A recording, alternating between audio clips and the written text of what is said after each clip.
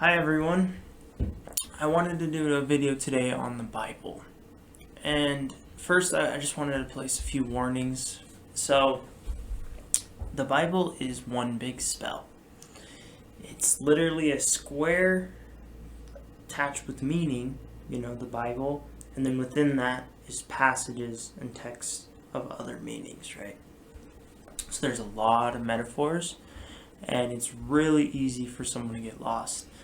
And I just kind of wanted to run through Genesis until about Adam and Eve. And this might be a one-off video. I might do more. But I'm going to do my own take on this. And just try not to get lost. Yeah? Okay, guys, let's start this. Okay, it said, in the beginning, God created the heaven and earth. So, meaning... He did create the earth, and he created the heavens above. So a heaven, we understand it's a little bit like something new, something that's something you can obtain farther on. That's kind of like a heaven, something good to you, right? Okay, so this hasn't happened yet when we get into verse 2, though.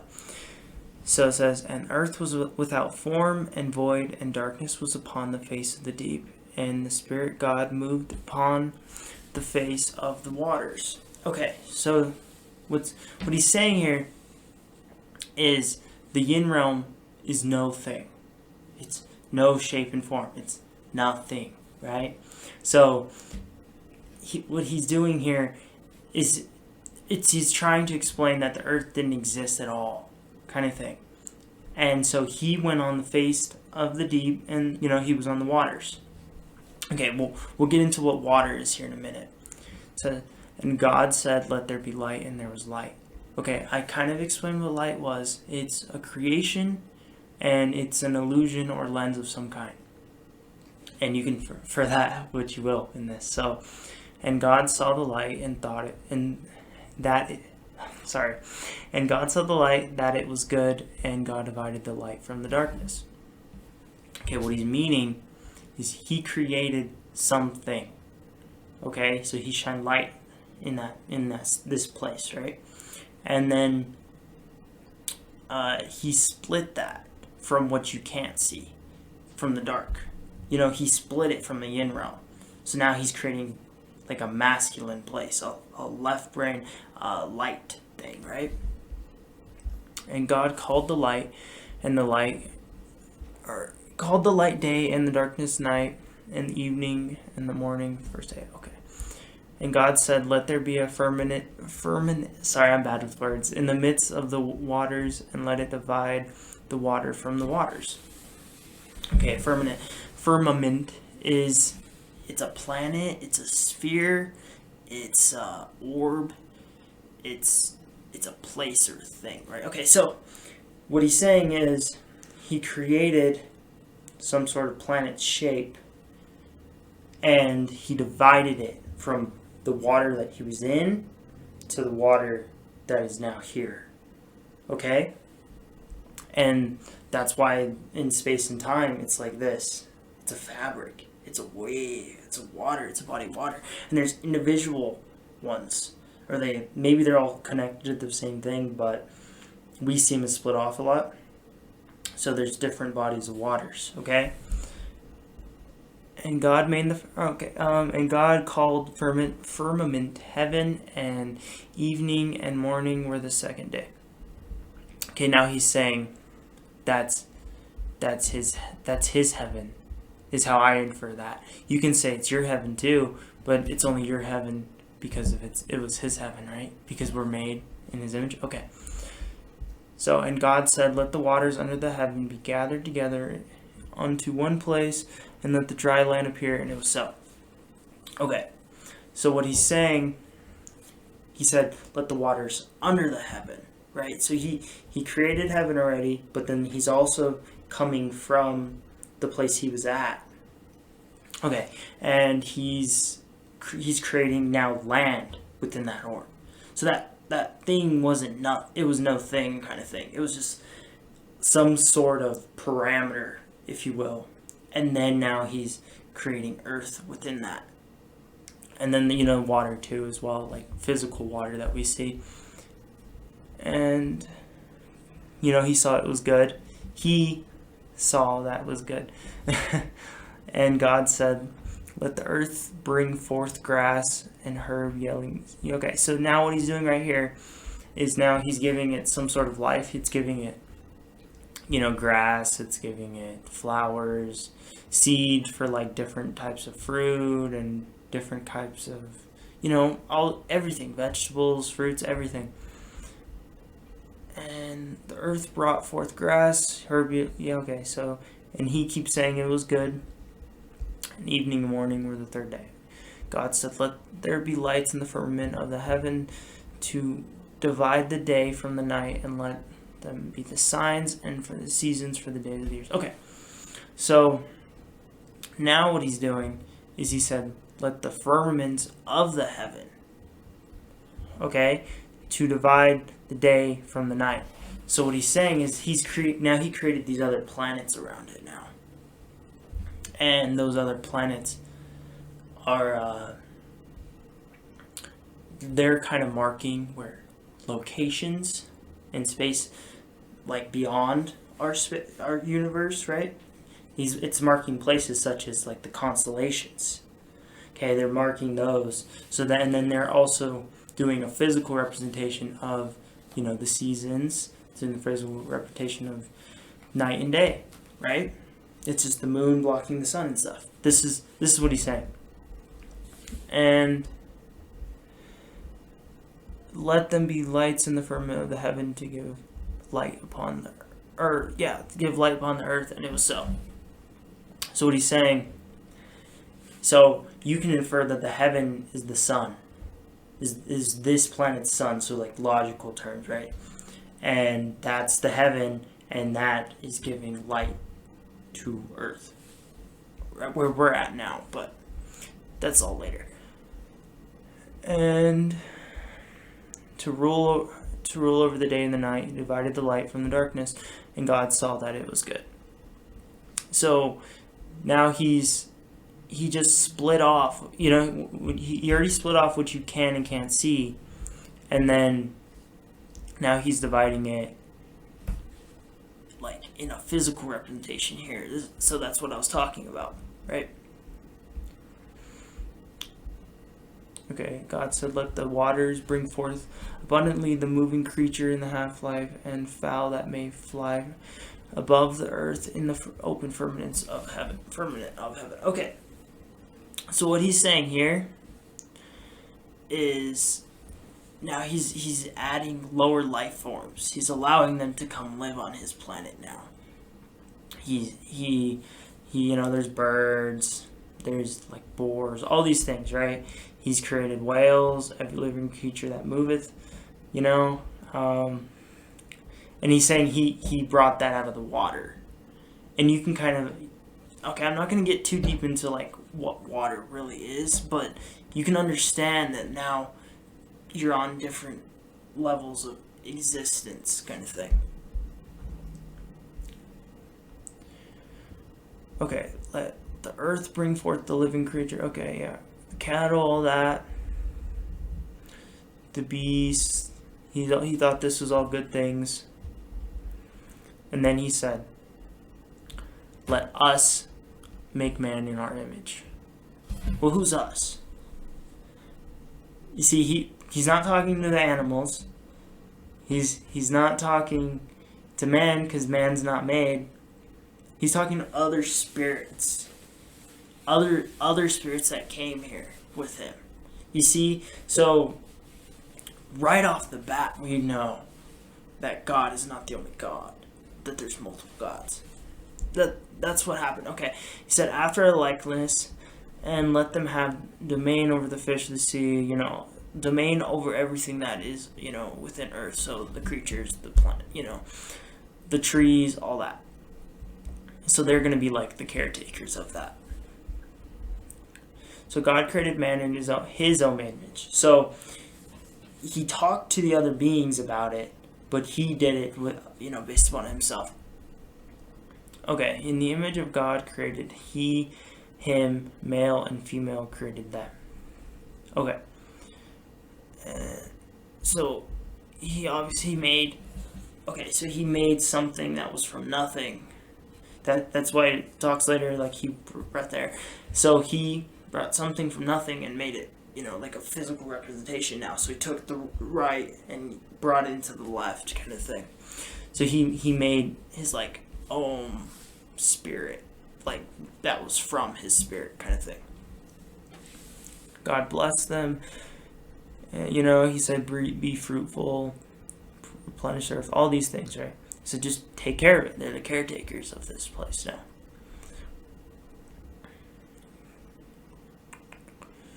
And release in the earth. Yeah, he's just basically talking about what he's given to them. All these things. And he thought it was very good. In the evening, and then it was the sixth day. Okay. So thus the heavens and the earth were finished on this after the sixth day, and all the hosts of them, meaning everyone who's gonna like take care of it. That it's a host. So you can infer from that he used energy to create the earth, and that's now he created everything that's around it and stuff. So that's the host. That's the vessel. Okay. Okay, he rested on the seventh day from all the work that he did, and he blessed the seventh day and sanctified it because that was... Okay, so he basically just made a holiday here. Now he's marking certain land points or certain time frames so that it gives him certain power, kind of thing. That's why we go and worship on Sundays, right? Okay. And then he says these are the generation. Okay, so he's just talking about what he created.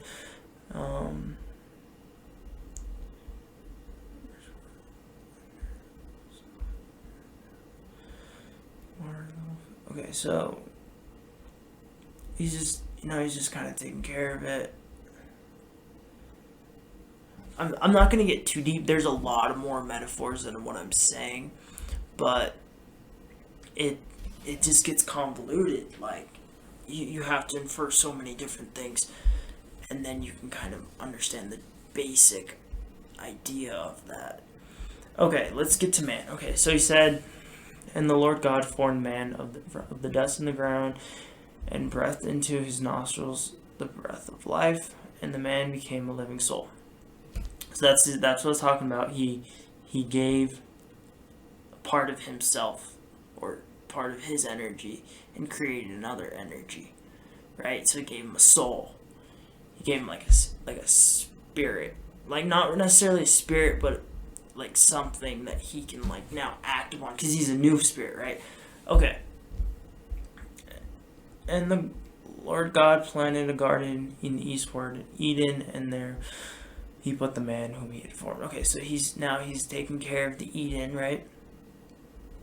And if Eden's in the middle,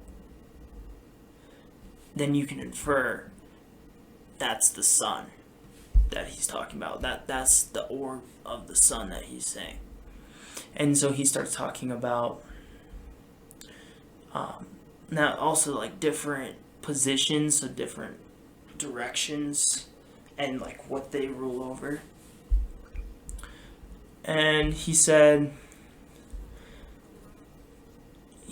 the tree of... Okay, so he said, and out of the ground made the Lord God to grow every tree that is pleasant to the sight and good for food, the tree of life, also in the midst of the garden, and the tree of knowledge of good and evil.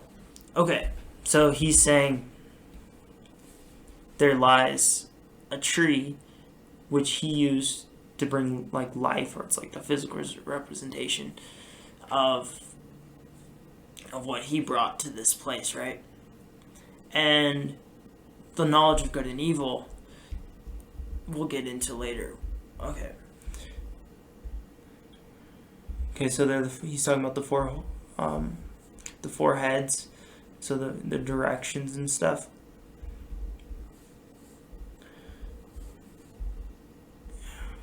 Yeah, he's just talking about them. And he said, it's not good that the man should be alone. He's going to make an aid for him. So that's where Eve comes along. So he's also talking about right here that he went to Adam. So he went to that man. And he showed that man all these different things that he has made. And man named him something. Man gave representation to something. You know, he named the planet, like, you know, the constellations, the stars. He named these things, and then he named the animals and the insects and the birds, all these things. Okay, and then when Adam was asleep, he took one of his ribs, right? And this is where he's creating Eve. So he took from the heart chakra. That's what this is right here. This is the rib of man. He took from the heart chakra. So he took from, you know what the heart is, and you know what ties to that. I'm not going to explain it. So he took that out, and then he put it in a space. So now there's two of him in a way. But this is like the holder of the space. So this is why like women are like portals in a physical representation. But hence they don't have bodies yet. So don't get into these gender roles. This is just a feminine energy is what it's saying. And it took from the masculine. Okay? So this is the concept of portals. Okay, he said, yeah, there'll be one flesh. They were both naked and they weren't ashamed. So when they're saying they're naked, that's them not having a body. And they didn't care. Because they didn't understand yet. Okay, now the serpent was more subtle than any of the other beasts in the field which the Lord God had made. And he said unto the woman, Yahath, God said, ye shall not eat not eat of every tree of the garden. And so the serpent's saying, did God really tell you that you shouldn't eat from that tree? And the woman said to the serpent, we may eat the fruit of the fruit of the trees of the garden, just not the middle one. Right? And then the serpent said unto the woman, ye shall not surely die. Like, because God told them that they should not eat it, right? Or else they'll surely die. And then the serpent saying, for God knows that the day that you eat it, then your eyes shall be opened, and you shall be as gods, knowing good and evil. And the woman said that the tree was good for food, and that it was pleasant for the eyes. So then now she's desired to want to make herself wise and to eat it and try it. So she ate it, and then she gave some to the man. Okay, now let's talk about something here. The serpent didn't lie. The serpent was telling the truth.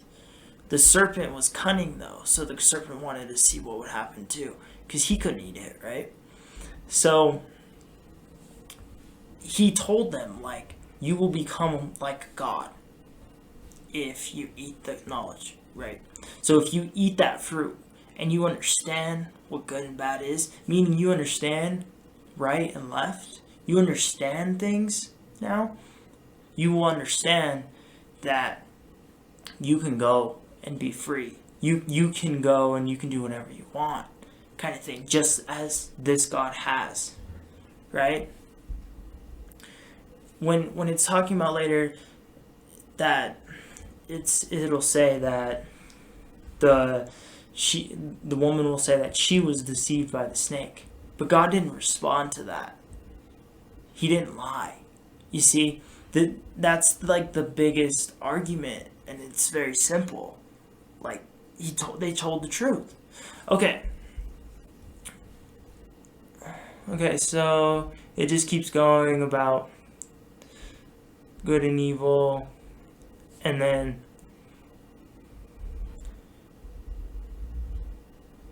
then she made the clothing because now she realized that she was naked. So that clothing in the yin realm, that's kind of just like that's like an armor, a golem, or an aura. It's something you wear, right? But it's not like a physical representation yet. And then now God comes back from whatever he was doing, and he said he's now looking for Adam. He said, "Where are you?" He said, "I was afraid because I was naked and I hid myself." And then he said, "Who told you that you were naked? Have you eaten from the tree?" Where it's in it's the King James, so it's thou and stuff, but it said the woman gave it to me and I ate it, and they're confessing. See, the serpent beguiled me and I did eat it. And then he said, because the serpent has done this, he's cursed and stuff, right? But he didn't acknowledge that the serpent was deceptive. And then, now he's cursing them. He's putting like certain boundaries. So now the woman acts a certain way to the man, and the man acts a certain way to the woman. All these things. He's telling him work, the ground that I brought you from and stuff. He's mad, right? Why is he mad? Think about that. And then basically it gets down to the man has become one of us. Now he's talking to the spirits, and he said to know good and evil. And now let's put forth his hand and take also of the tree of life and eat and live forever. Okay, so now he's saying, now that God, now he's become like us. He understands he can understand what we did. He doesn't know yet, but now he has some ability to be able to understand and to become a bigger spirit than God, or a better one, or equal to, or whatever you want to say. That now he can become that. And so they took forth of the tree of life and eat and live forever. Meaning to live forever here. Now they become part of their creation, you see. And now he sent them away from the Garden of Eden. He drove out man, and he placed some sort of symbol or whatever. I don't know what that is, but and then he put a flaming sword to keep them out of the tree of life. Okay, so what that means, I think, is now that sun is illuminated, and he sent them down from the Eden, the sun, to earth, right? And that fire, or that physical representation of what fire is, that is blocking off the portal, is what that means to me.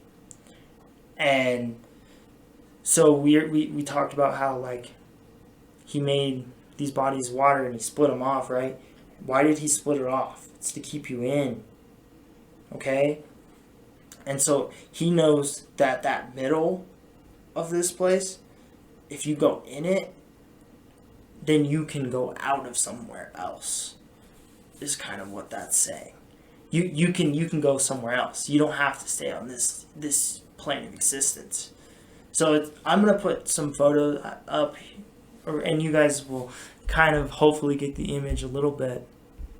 But that's it. And then after this, he's getting it. You're getting into the lineages of the people that did it, of the that first thing that happened, and that's it. Like I hope you guys kind of understood that. It's a big eye opener in a lot of ways. if you guys, you can read the Bible if you want, and check on what I said and everything. But I hope you guys liked it. Let me know if you want to hear another one. I'm excited to do Jesus eventually, and like what that is, and Lucifer and Satan, all these things.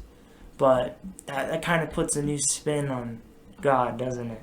Okay. Hope you guys enjoy.